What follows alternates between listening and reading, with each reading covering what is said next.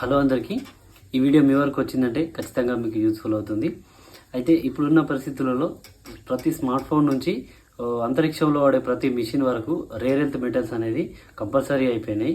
ఈ rare earth metals అనేవి ఎంత ఇంపార్టెన్స్ అంటే యుద్ధ నౌకలలో, ఈవెన్ ఆర్మీ, నేవీ, ఎయిర్ ఫోర్స్లలో కూడా కంపల్సరీ అయిపోయింది.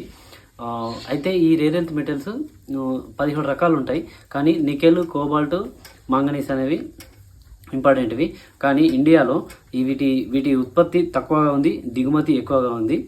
చైనా చేతిలోనే ఉంది. 92% ఉత్పత్తి చేస్తుంది, 70% దీని తవ్వకాలు జరుపుతుంది చైనా.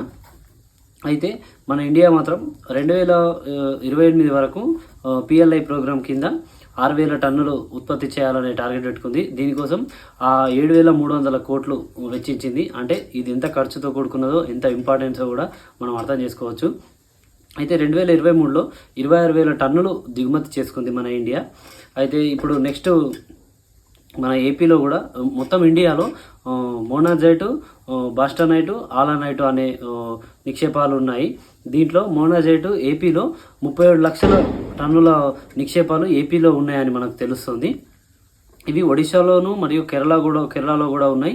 వాటిలో అక్కడ ఆ స్టేట్లో మనతో కంపేర్ చేసుకుంటే ఏపీతో కన్నా అక్కడ తక్కువగా ఉన్నాయి. అయినా కూడా వాళ్ళు ఆల్రెడీ తవ్వకాలు స్టార్ట్ చేసేసారు.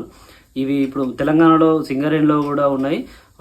స్కాండినియం అండ్ డైస్పోసియం తెలంగాణలో సింగరేణిలో ఉన్నాయి. ఇంకా ఇట్లాంటి ఇన్ఫర్మేటివ్, ఇంట్రెస్టింగ్ వీడియోల కోసం ప్లీజ్ సబ్స్క్రైబ్ చేయండి.